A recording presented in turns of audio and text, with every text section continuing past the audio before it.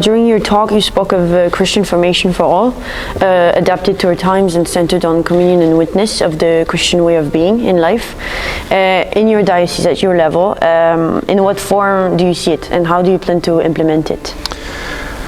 There are traditional form, traditional good sense. Schools, for instance. Schools are very important, and we have to take more seriously our religious teaching in our schools with the religion teachers and the programs and formation and so on. I think also it's important to have a center of formation, biblical and theological formation in Arabic for our people, and we are thinking about this in Bethlehem area, and also in Galilee, and in the future also in Jordan. I think this is important.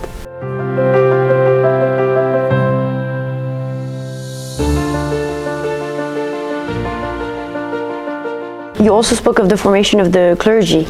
What are your thoughts on reforming some of the teaching in the seminary, and what about the selection of candidates for the diaconate and priesthood? This is an ongoing issue. I mean, it's never solved, because the formation is not just a program. Formation is a relation with the people, to enter in their life and to listen, especially, and to find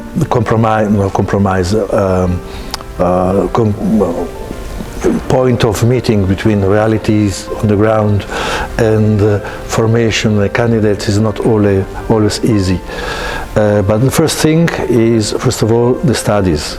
What you study should be updated according to the reality.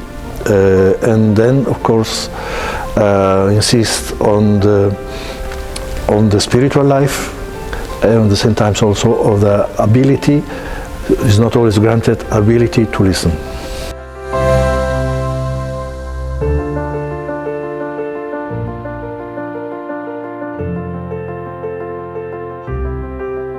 On several occasions you mentioned the necessary rapprochement and communion between the different churches of the Middle East. So relationships have improved, but this is often visible on a superficial level, or even private level.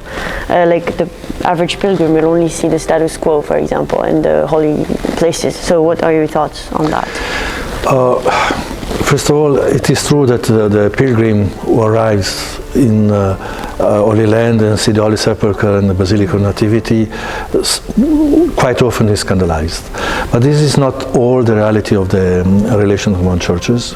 First of all, for our people, our families are mostly mixed families, Orthodox and Catholics. We have to improve on this, definitely. We have to improve especially the cooperation on pastoral levels in the schools. A lot has been done, but I see scream that our society, our families are wanting, are pushing us to cooperate more.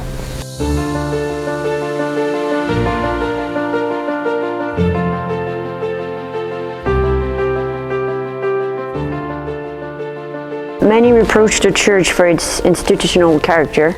According to some, distance it from its primary mission. However, this character, I think, seems unavailable if you want to be able to act in concrete ways in the Church's world, like world of care and stuff. So, do you think there are ways to reconcile these two sides of the same coin? Yes, as you said, the institutional element is unavoidable. Because when we have many people and we need intermediary levels to arrive to them in order to organize the life.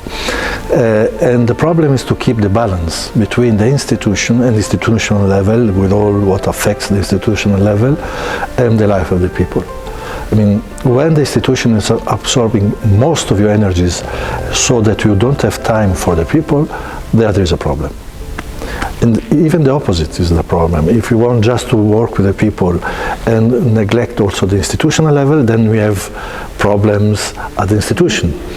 And so you have to keep this balance with also some criteria and conditions. Transparency is important. The people should see that the institution is transparent. If it is transparent, it's credible. Okay. But when you say transparent, what do you mean by transparent? Transparency is not just economical issue. Of course, this is important.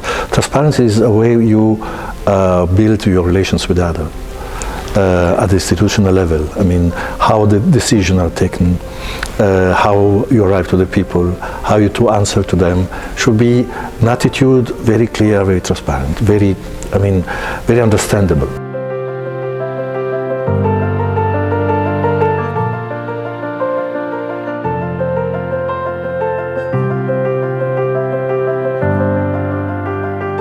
Finally, you spoke of politics and how the church should never be reduced to a political agent.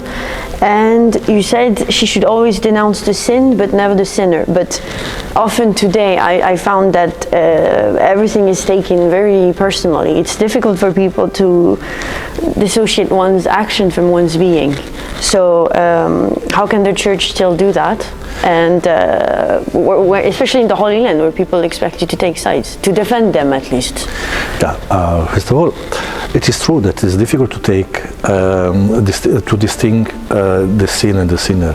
You cannot separate what is said from who is saying it, and the same also for the actions, of course. And as I said several times, we cannot remain silent, especially in our topic of justice and peace. The point is not if to talk or not, but how to talk. And we have to talk as church, not as political agent or take a party side and so on. And at the balance, there is no magic formula to find the balance between these. And sometimes we have to accept the solitude, loneliness, because we are not understood, not the one, not the other. But it's necessary always to be attached. First of all, the first question should be what the gospel says in this, what my faith is saying on this, and then to be able to say things, but without entering in logic of hate and exploitation.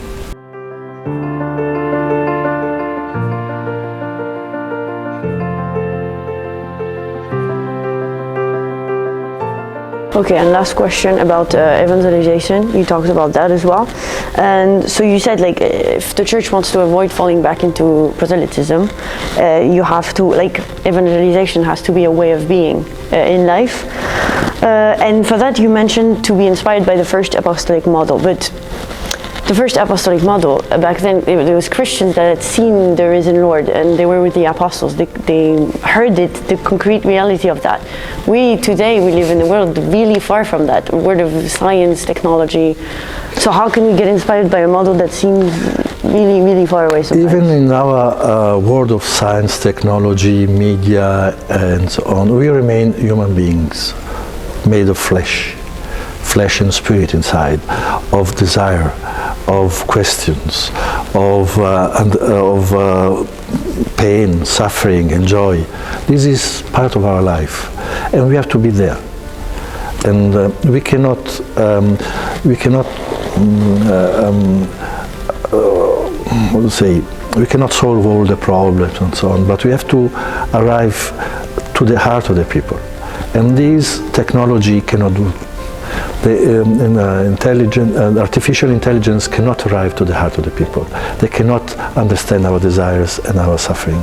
There we have to be present, and there we have to bring our way of being and our mentality, our experience.